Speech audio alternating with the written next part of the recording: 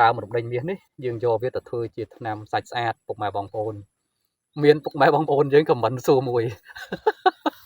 ខ្ញុំខ្ញុំឃើញខមមិនឲ្យខ្ញុំក៏តែចេះខ្ញុំបង្ហាញថាដេញមាសឬញោស្រុកឬញោព្រៃស្អីស្អីផ្សំធ្វើជាថ្នាំសាច់ស្អាតហ្នឹងគាត់ថាអីចុះអ្នកនិយាយមកអត់ស្អាត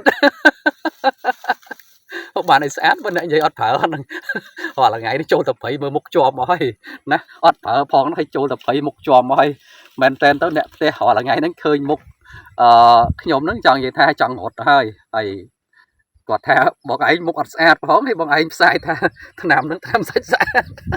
បាទសូមគោរពជំរាបសួរក៏ដូចជាសួស្តីទៅដល់ពុកម៉ែបងប្អូនយើងទាំងអស់គ្នាដែលកំពុងតែទស្សនាវីដេអូនេះបាទ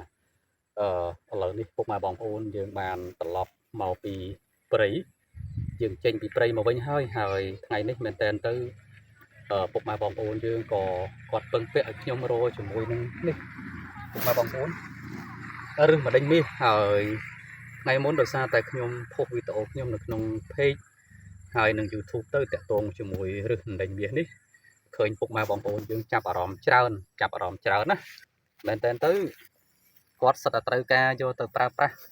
ដើម្បីធ្វើជាថ្នាំឬក៏ប៉ះប៉ូវសុខភាពរបស់គាត់ហើយ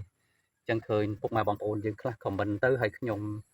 ក៏បានដាក់លេខទូរស័ព្ទដែរពុកម៉ែបងប្អូនបើសិនជាត្រូវការអារឹសម្ដេញមាសឬក៏សម្បករុក្ខជាតិផ្សេងទៀតតាមរយៈវីដេអូដែលខ្ញុំបង្ហាញពុកម៉ែបងប្អូនចូលឆាតមកពុកម៉ែបងប្អូនណាខមមិនពេលខ្លះខ្ញុំអត់បានតបទេអញ្ចឹងបើឆាតពុកម៉ែបងប្អូនឆាតមកយើងងាយស្រួលក្នុងការទំនាក់ទំនងគ្នាបាទឬក៏លេខដែលទូរស័ព្ទដែលខ្ញុំដាក់នៅក្នុង channel YouTube ក៏ដូចជា page ហ្នឹងពុកម៉ែបងប្អូន save ទៅហើយចូលទៅក្នុង Telegram ទៅហើយយើងងាយស្រួលក្នុងការទំនាក់ទំនងសួរព័ត៌មានអញ្ចឹងណាបាទអញ្ចឹងទេឃើញថាច្រើនណាស់ប៉ុន្តែភាគច្រើនគាត់ comment អញ្ចឹងទៅយើងពិបាកក្នុងការទំនាក់ទំនងគ្នាបន្តិចបាទហើយបើសិនជាឆាតមកងាយស្រួលអញ្ចឹងទេបងគាត់ថ្ងៃមុនឃើញខ្ញុំផុសហាមកមើលប្រប៉ុនកដៃហ្នឹង1គីឡូ2ខាំគាត់ក៏ឃើញអញ្ចឹងគាត់ក៏ចង់បានគាត់សាកសួរព័ត៌មានទៅគាត់ថាគាត់ចង់បានដល់2គីឡូនោះហើយថ្ងៃនេះយើងមករកបានតែពិតទៅលើសពី2គីឡូឲ្យគាត់ហើយអញ្ចឹងទេកាប់ពិតទៅនៅមានច្រើនទៅទៀតពុកម៉ែបងប្អូនណាហើយបើសិនជាពុកម៉ែបងប្អូនយើងផ្សេងទៀតត្រូវការពុកម៉ែបងប្អូនសួរមកអានេះគឺជាចូល2គីឡូ3គីឡូហើយណាអានេះតែ10000ឆ្នាំណាពុកម៉ែបងប្អូននិយាយថា10000ឆ្នាំអញ្ចឹងក៏បានប៉ុន្តែវាមិនដល់នឹងទេគាត់ថាយើងភាសាខ្លះនៅពេលដែលវាមានអាយុកាលច្រើនទៅយើងច្រើននិយាយថាអាយុ10000ឆ្នាំអញ្ចឹងទៅប៉ុន្តែនេះ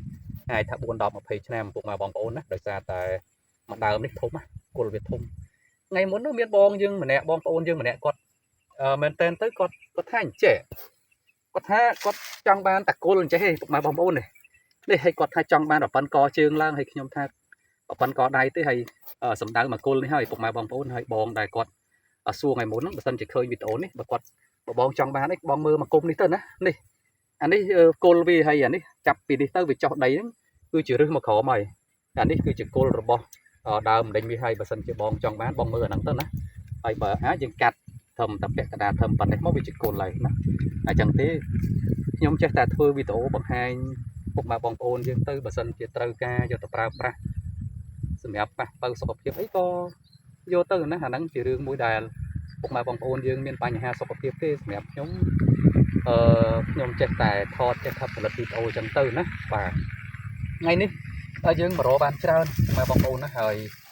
អាចនិយាយបានថាយើងជួបច្រើនប៉ុន្តែបើនិយាយឲ្យភាសាសាមញ្ញទៅគឺគ្រាន់តែវានៅឆ្ងាយប៉ុណ្្នឹងឯងកន្លែងខ្លះ10គីឡូ5 10គីឡូ20គីឡូពីផ្ទះហើយការទៅម្ដងពុកម៉ែបងប្អូនបានដឹងហើយថាការជួលព្រៃខ្ញុំទៅជាមួយបងខ្ញុំគឺយើងអត់ទៅម្នាក់ឯងកើតទេអញ្ចឹងត្រូវចំណាយពេលមួយព្រឹកឬក៏មួយសៀលទើបយើងអាចទៅរកឲ្យបងប្អូនយើងហើយមែនតើទៅពុកម៉ែបងប្អូនបើសិនជាត្រូវការនេះ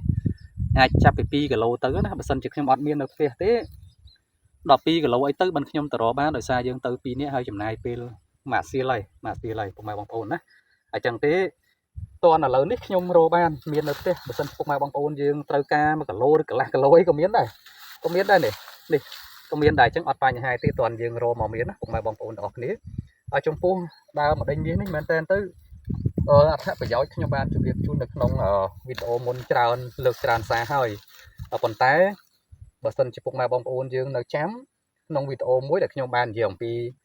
ដើមរំដេញមាសនេះយើងយកវាទៅធ្វើជាថ្នាំសាច់ស្អាតពុកម៉ែបងប្អូន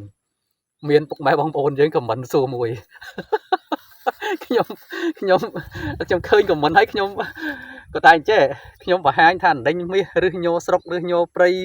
ស្អីស្អីផ្សំធ្វើជាថ្នាំសាច់ស្អាតហ្នឹងគាត់ថាអីចុះអ្នកនិយាយមុខអត់ស្អាតបានឲ្យស្អាតបើអ្នកនិយាយអត់ប្រើអត់ហ្នឹងរាល់ថ្ងៃនេះចូលទៅព្រៃមើលមុខជាប់មកហើយណាអត់ប្រើផងហើយចូលទៅព្រៃមុខជាប់មកហើយមែនតើទៅអ្នកផ្ទះរាល់ថ្ងៃហ្នឹងឃើញមុខខ្ញុំហ្នឹងចង់និយាយថាចង់រត់ទៅហើយគាត់ថាបងឯងមុខអត់ស្អាតផងហើយបងឯងផ្សាយថាថ្នាំហ្នឹងថ្នាំសាច់ស្អាតខ្ញុំសរសើរគាត់ហើយគាត់រកទំនុកសួរហ្នឹងឃើញបងសួរត្រូវបងឯងនិយាយត្រូវហើយណាខ្ញុំគិតត្រូវដូចបងឯងនិយាយចឹងហើយដោយសារតែខ្ញុំមែនតើទៅខ្ញុំមិនបានប្រើអាហ្នឹងណាហើយខ្ញុំចេះតែរកឲ្យបងប្អូនយើងហើយខ្ញុំសបផ្សាយថាអាហ្នឹងថ្នាំសាច់ស្អាតចឹងផ្សំចេះមួយចេះពីរទៅពុកម៉ែបងប្អូនឃើញវីដេអូខ្ញុំចង់បានសាច់ស្អាតយកទៅប្រើទៅឲ្យខ្ញុំសាច់ស្អាតអីទៀតពុកម៉ែបងប្អូនហើយមិនដឹងថាចង់បានស្អាតទៅណាទៀតទេប៉ុន្តែមែនតើដូចចង់ស្អាតដែរប៉ុន្តែដោយសារតែដូចពុកម៉ែបងប្អូនមកឃើញមកអញ្ចឹងខោអាវណាពាក់បានស្អាតប្រឡាក់សមកពីអ្នកបងមែនតើទៅថ្ងៃសៀលឡើងឥឡូវនេះយើងចូលព្រៃជាប្រចាំហើយដោយសារតែមួយរយៈក្រោយនេះអរគុណណាស់ពុកម៉ែបងប្អូនយើងដែលគាត់តែងតែតំណតំណងសួរចង់បានសម្បកឈើនេះចង់បានមើមឈើនោះចឹងទៅយើងចំណាយពេលមករកឲ្យគាត់ទៅហើយបើអត់ទេហ្នឹងខ្ញុំថ្ងៃសៀលហ្នឹងសន្លេខ្លះចឹងទៅព្រឹកឡើងអីជាទូទៅគឺខ្ញុំធ្វើការចឹងទេតែឆ្លៀតពេលតនេពេលសៀលស្វែងរកឲ្យគាត់ទៅថ្ងៃមុនបងស្រីហ្នឹងគាត់រកវល់អានសេះហើយគាត់រកទៅខ្ញុំថាដល់តែចាំដល់ថ្ងៃដែលខ្ញុំតនេទៅរកបានខ្ញុំទៅរកឲ្យអញ្ចឹងគាត់ថាអីទេណាហើយបងមួយនៅខាងប្រទេសមានជ័យក៏អញ្ចឹងដែរគាត់ចង់បានរឿងដេញមាសហ្នឹងហើយគាត់ឲ្យរកឲ្យគាត់ទៅហើយប្រាប់គាត់ថាបងមួយថ្ងៃពីរទៀតមិនបានអញ្ចឹងណាអញ្ចឹងទេយើងចេះតែផ្សព្វផ្សាយទៅចេះតែចែករំលែកទៅអ្វីដែលយើងចែករំលែកបានណាពុកម៉ែបងប្អូនហ្នឹងណាវីដេអូខ្ញុំអត់មានអីទេខ្ញុំគ្រាន់តែចង់បញ្ចែករំលែកតិចដោយសារពុកម៉ែបងប្អូនយើងមួយរយៈក្រោយនេះពុកម៉ែបងប្អូនយើងដូចជាត្រូវការនឹងច្រើនហើយខ្ញុំរកថ្ងៃនេះក៏រកបានច្រើនលើសពីតម្រូវការដែលខ្ញុំឲ្យបងតែគាត់កំង2គីឡូហើយអញ្ចឹងសល់ប្រហែលជា4-5គីឡូនេះ4-5គីឡូហើយអញ្ចឹងក៏សួររកនៅម្ចាស់តែគាត់ណាអត់ទាន់មានម្ចាស់ទេអានេះអញ្ចឹងពុកម៉ែបងប្អូនយើងចង់ធ្វើជាម្ចាស់របស់រឿងដេញមាសធំ2គល់នេះបាទក៏ណាក៏សាកសួរព័ត៌មានមកណាអរគុណណាវីដេអូក៏មានតែប៉ុណ្្នឹងដែរពុកម៉ែបងប្អូនហើយទីចុងក្រោយក៏សូមជម្រាបលាប៉ុណ្្នឹងហើយខ្ញុំនឹងព្យាយាមស្វែងរករុក្ខជាតិមែនតើទៅយើងធ្វើច្រើនហើយប៉ុន្តែរុក្ខជាតិក៏វានៅច្រើនទៅទៀតដែលយើងត្រូវធ្វើប៉ុន្តែព័ត៌មានខ្លះយើងអត់ទាន់មានទេយើងអត់ទាន់ស្គាល់ថាដើមអីប្រើជាប្រយោជន៍អីខ្លះយើងអត់ទាន់មានព័ត៌មានអញ្ចឹងទេបានជាវីដេអូខ្លះយើងត្រូវមកធ្វើដើមដែលយើងរកឲ្យពុកម៉ែបងប្អូនយើងអញ្ចឹងសិនទៅណាពុកម៉ែបងប្អូនហើយអរគុណមែនតើណាសម្រាប់ពុកម៉ែបងប្អូនយើងតាំងពីដើមមកដែលគាត់ទស្សនាវីដេអូរបស់ខ្ញុំហើយពេលខ្លះគាត់ឆាតមកបងប្អូនខ្ញុំតែងតែមើលវីដេអូបងប្អូនរឿយអញ្ចឹងទៅណាហើយអធិស្ឋានដែរបងប្អូនខ្លះតែឃើញខ្ញុំនិយាយច្រើនពេកណាក៏ពិតទៅវាគ្រាន់តែជាសិល្បៈមួយទេពុកម៉ែបងប្អូនដូចជានំបញ្ចុកមួយចានអញ្ចឹងពុកម៉ែបងប្អូនបើសិនយើងប្រើតែនំបញ្ចុកលាយជាមួយទឹកស្លយើងញ៉ាំទៅរសជាតិវាមួយបែបប៉ុន្តែបើសិនជាពុកម៉ែបងប្អូនយើងមាននំបញ្ចុកលបោយើងមានសសក់យើងមានផលិតយើងមានជីយើងមានស្ពៃយើងមានអីចឹងទៅវាក៏ធ្វើឲ្យអាភាពចម្ងាញ់របស់នំបញ្ចុកហ្នឹងវាកើនមកកម្រិតទៀតចឹងណាអញ្ចឹងទេក៏សូមអធិស្ឋានដែរណាបាទវិញខ្ញុំគិតថាបញ្ចប់ទៅហើយប៉ុន្តែមានព័ត៌មានមួយពុកម៉ែបងប្អូនណាក៏ប៉ុន្តែថ្ងៃនេះដាក់គោលដៅថាមករកនេះហើយយើងនឹងទៅរកជាមួយនឹងដើមបាទដើមវល់ក្រូចហើយដើមស្នាយបាឡាហើយនៅកន្លែងដែលយើងទៅប្រហុកភ្នំថ្ងៃមុននោះមានអញ្ចឹងណាប៉ុន្តែដល់ឡាមកនេះប៉ុណ្ណេះមកអស់ដៃអស់ជើងហើយពុកម៉ែបងប្អូនមិញពីអ្នកបងប្អូនហ្នឹងនិយាយមែនតើទៅហើយដីនៅនេះជាដីភ្នំអញ្ចឹងទៅជាហេតុធ្វើឲ្យយើងហ្នឹងវាអស់ធម៌ពលណាមិននឹងថាអត់ចង់ធ្វើវីដេអូហ្នឹងផងហត់ពេកហើយប៉ុន្តែមកអង្គុយនេះតិចឲ្យឃើញទេសភាពជើងភ្នំនឹងល្អហើយក៏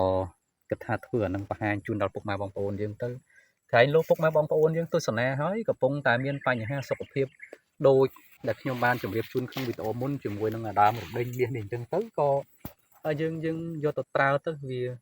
ធ្វើសុខភាពយើងល្អអញ្ចឹងណាអរគុណណាហើយរងចាំវីដេអូក្រោយខ្ញុំស្អែកប្រហែលជាទៅរវល់ក្រូចដើមវល់រមៀតបាទហើយស្នៃបន្លាហើយថ្ងៃមុនឃើញកបីឡើងកហើយខ្ញុំកាប់ពិតចង់រកអាកបីទាំង3ឲ្យឃើញកបីត្រោះកបីចូលដីនៅអាពីរហ្នឹងហើយខ្ញុំព្យាយាមណាទៅថ្ងៃហ្នឹងចាំមើលស្អែកហ្នឹងទៅរកហ្នឹងទៀតកបីត្រោះហើយនឹងកបីចូលដីដោយសារតែអ្វីដែលយើងពងយូរហើយប៉ុន្តែទៅមករកកបីឡើងកមិនឃើញទេអញ្ចឹងវីដេអូខ្ញុំក៏សូមបញ្ចប់ត្រឹមប៉ុណ្្នឹងបាទ